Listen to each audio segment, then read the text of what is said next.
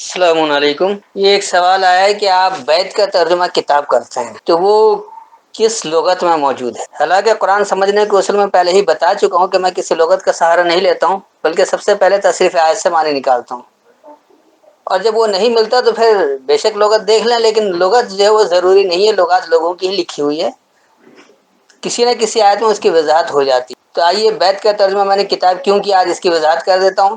اس کی وضاحت کے لیے آپ سورہ آل عمران کی آیت نمبر 96 اور 97 دیکھیے، 3 کی 96 اور 97۔ اس وقت میرے پاس حافظ نظر احمد کا ترجمہ ہے، پہلے میں وہ بیان کرتا ہوں اور پھر اس کے بعد جو میری فہم ہے اسے سمجھاتا ہوں۔ ان اول بیت وضع للناس للذی ببکۃ مبارک وہدی للعالمین، بے شک سب سے پہلے جو گھر مقرر کیا گیا لوگوں کے لیے وہ جو مکہ میں ہے برکت والا اور سارے جہانوں کے لیے ہدایت، فیہ آیات بینات مقام ابراہیم ومن دخلہ کان آمنا وللہ علی الناس حج البیت من استطاع الیہ سبیلا ومن کفر فإن اللہ غنی عن العالمین۔ اس میں نشانیاں ہیں کھلی جیسے مقام ابراہیم، اور جو اس میں داخل ہو وہ امن میں ہو گیا، اور اللہ کے لیے اللہ کا حق ہے لوگوں پر خانہ کعبہ کا حج کرنا جو اس کی طرف راہ چلنے کی قدرت رکھتا ہو، اور جس نے کفر کیا تو بے شک اللہ جہاں والوں سے بے نیاز ہے۔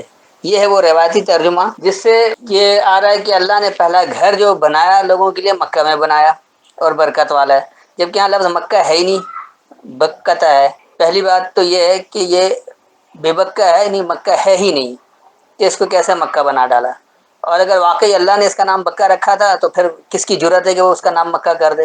اگلی آیت میں بتا رہے ہیں کہ اس میں مقام ابراہیم کی کھلی نشانیاں ہیں، جبکہ اس میں مقام ہے ہی نہیں، مقام ابراہیم ہے۔ مقام حیثیت کو کہتے ہیں، مقام جگہ کو کہا جاتا ہے اردو میں، لیکن عربی میں ایسا کہیں ہے ہی نہیں کہ جگہ کے لیے بھی مقام ہے، مقام ہے ہی حیثیت کے لیے۔ اس کے بعد جبکہ اللہ اس میں کہہ رہا ہے کہ آیتیں بیان کی ہیں، وہ نشانی بتا رہے ہیں، تو آیتیں جس میں بیان کی ہوتی ہیں وہ کتاب ہی ہوتی ہے، کتاب کے علاوہ آیتیں نہیں بیان کی جاتی۔ اس کے بعد اس میں کہہ رہے کہ جی لوگوں پر خانہ کعبہ کا حج کرنا جو اس کی طرف قدرت رکھتا ہو، تو کیا اللہ نے واقعی خانہ کعبہ کا حج کہا ہے؟ حج البیت آیا، انہوں نے خانہ کعبہ کا حج کرنا کر دیا، جبکہ یہاں خانہ کعبہ ہے ہی نہیں۔ تو اس کو سمجھتے ہیں کہ دیکھیے یہ اصل میں ہے کیا۔ انا بے شک، اولا پہلا، بیتن بیت، ابھی بیت کا اگر فی الحال ترجمہ نہ کریں، بیت کا بنیادی مطلب ویسے ہے جہاں آدمی خفیہ مشورہ کرے، تو یقینی سی بات ہے کہ اللہ سے خفیہ مشورہ اللہ کی کتاب کے ذریعے ہوگا، کیونکہ اللہ اور کہیں بات ہی نہیں کرتا، نہ کسی کو وہ نظر آتا ہے، نہ کوئی سے براہ راست مخاطب ہوتا ہے، وہ اپنی کتاب کے ذریعے مخاطب ہے، کتاب کے ذریعے احکامات دے رہا ہے، لہٰذا جو لوگ بات کرتے ہیں تو کتاب میں ہی بات کرتے ہیں، کتاب میں ہی خفیہ مشورہ کر سکتے ہیں۔ اس کے بعد ہے وضع للناس، وضع یعنی مکمل کر کے دیا گیا، کس کے لیے؟ لوگوں کے لیے، للناس لوگوں کے لیے، للذی ضرور جو کہ ببکتا، اب بے بکہ کا انہوں نے ترجمہ مکہ کر دیا، جبکہ یہ مکہ ہے ہی نہیں۔ لفظ بکہ کہا جاتا ہے حجت میں غالب رہنے والے کو، یا ایسا ہجوم جس کے، یعنی ایسی چیز جس کے گرد لوگوں کا ہجوم ہو جائے، تو اس لحاظ سے بھی اس کو بابرکت کہا گیا ہے بیت کو۔ یہ بیت کون سا ہے؟ آگے اس کی وضاحت ہو رہی ہے کہ وہد للعالمین، ہدایت ہے علم والوں کے لیے۔ انہوں نے تمام جہاں کیا، چلیے اگر جہاں بھی لے لیں تو یہ ہدایت ہوتی ہے۔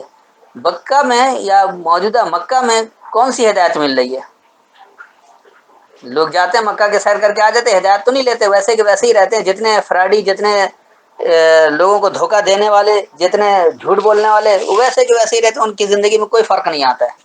تو اس کا ترجمہ ہوا کہ بے شک لوگوں کے لیے مکمل کر کے دی گئی پہلی بیت یعنی الکتاب، جس میں خفیہ مشورہ کیا جاتا ہے، جو کہ ضرور بابرکت حجت میں غالب رہنے والا ہے، یعنی ہر علم والوں کے لیے ہدایت ہے۔ اگلی آیت فیہ آیات بینات، اس میں آیتیں بیان کی ہوئی ہیں۔ آیتیں اللہ کی کتاب میں ہوتی ہے، کتاب کے علاوہ کہیں آیت نہیں بیان کی گئی ہے۔ بیان کا مطلب واضح کیا ہوا، نمایاں کیا ہوا، کھول کر بتایا ہوا۔ مقام ابراہیم، ابراہیم کی حیثیت کا، ابراہیم کی حیثیت کیا تھی، ابراہیم کا رتبہ کیا تھا، ابراہیم کا رتبہ کیا ہونا چاہیے، یہ ہے اس کی آیتوں میں بیان کیا ہوا۔ اور اس کا نتیجہ کیا ہوتا ہے کہ ومن دخلہ کان آمنا، اور جو اس میں داخل ہو جائے امن میں ہے۔ جب آپ اللہ کی کتاب میں داخل ہوتے ہیں، اللہ کی ہدایت پر عمل پیرا ہوتے ہیں تو امن ملتا ہے، اور اگر نہیں ہے تو بدامنی ہی رہتی ہے، جس طرح آج مسلم معاشرے کا حال ہے۔ آگے آ رہا ہے کہ وَلِلَّهِ عَلَى النَّاسِ، اور اللہ کے لیے ہے لوگوں پر، حج البیت، البیت کا حج کرنا، یعنی البیت میں حجت کرنا۔ حج پہلے بھی میں بتا چکا ہوں کہ حج کہا جاتا ہے دلیل کے ذریعے جس پر بحث کی جائے، یعنی دلائل کی روشنی میں جو بحث کیا جائے وہ حج ہے، اور اگر بلا وجہ بحث برا بحث ہو تو اس کو جدال کہتے ہیں۔ تو اللہ کہہ رہا ہے البیت، یعنی البیت خاص کتاب اللہ کی کتاب، اللہ کی کتاب قرآن ہے، تو قرآن میں حجت کرنا ہے۔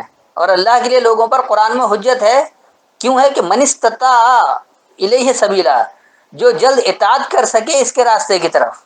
جب کتاب میں حجت کریں گے، کتاب کو دلائل کے ذریعے سمجھیں گے، بات سمجھ میں آئے گی، تو پھر اس کے راستے کی طرف اطاعت کر سکیں گے، اس کے راستے کے پیچھے پیچھے چل سکیں گے۔ ومن کفر، اور جو انکار کیا، فإن اللہ، پس بے شک اللہ، غنی، بے پرواہ ہے، عن العالمین، ہر علم والوں کے بارے میں۔ اگر کوئی علم رکھتے ہوئے بھی اللہ کی آیتوں کا انکار کرتا ہے اور اس بیت میں حجت نہیں کرتا، یعنی اللہ کی کتاب میں حجت نہیں کرتا ہے، بحث برائے دلیل نہیں کرتا ہے، اس کے راستے کی طرف اطاعت نہیں کرتا ہے، تو اللہ بھی بے پرواہ ہے ہر علم والوں کے بارے میں، چاہے وہ کتنا ہی بڑا عالم کیوں نہ ہو، اپنے آپ کو کتنا بعلم کیوں نہ سمجھتا ہو، یا دنیا میں اس کو لوگ علم والا کیوں نہ سمجھتے ہوں، لیکن وہ اس کے کسی کام کا نہیں ہے۔ میں ایک بار ان دونوں آیتوں کا رواں ترجمہ کر دیتا ہوں تاکہ بات زیادہ واضح ہو جائے کہ بے شک لوگوں کے لیے مکمل کر کے دی گئی پہلی کتاب، جو کہ ضرور بابرکت حجت میں غالب رہنے والا ہے، یعنی ہر علم والوں کے لیے ہدایت ہے۔ اس میں ابراہیم کی حیثیت، یعنی جو دلیل سے بات کرنے والا، اس کی حیثیت، اس کا رتبہ آیتوں میں بیان کی ہوئی ہے، اور جو اس میں داخل ہو جائے امن والا ہے۔ اور الکتاب حجت ہے لوگوں پر اللہ کے لیے، جو کہ تم اس کے راستے کی طرف جلد اطاعت کرو، اور جو انکار کرتا ہے بس بے شک اللہ ہر علم والوں کے بارے میں بے پرواہ ہے۔ تو بات انتہائی واضح ہو گئی کہ بیت کا ترجمہ کتاب کیوں کیا۔ قرآن میں جہاں بھی بیت لفظ آیا ہے وہ کتاب ہی سے اپنے معنی کو واضح کرتا ہے، لیکن ایسی کتاب یعنی جس میں آدمی خفیہ مشورہ کر سکے، جس میں اکیلے طور پر یہ سوچ سکے کہ ہمیں کیا کرنا ہے کیا نہیں کرنا۔ اس لیے اس الکتاب یعنی اللہ کی کتاب کو بھی بیت کہا گیا کہ اس میں اللہ سے خفیہ مشورہ ہوتا ہے۔ اگر کوئی اپنی اپنی کتابوں میں کسی اور سے مشورہ لگا ہے، جس کتاب کی اتباع کرتا ہے وہ اس کے لیے بیت ہے، لیکن اللہ جو بیت کہہ رہا ہے وہ اپنی کتاب کو کہہ رہا ہے، اور دیگر بیت کو وہ پھر دوسری جگہ کہتا ہے کہ بیتکم، وہ تمہاری کتابیں ہیں۔ تو اللہ اپنی کتاب کی بات کر رہا ہے۔ میرے خیال میں بات انتہائی واضح ہو گئی کہ بیت کا ترجمہ کیوں کتاب کیا گیا ہے۔ اس کے باوجود بھی اگر کوئی سوال ہو تو بعد میں کر سکتے ہیں۔ السلام علیکم۔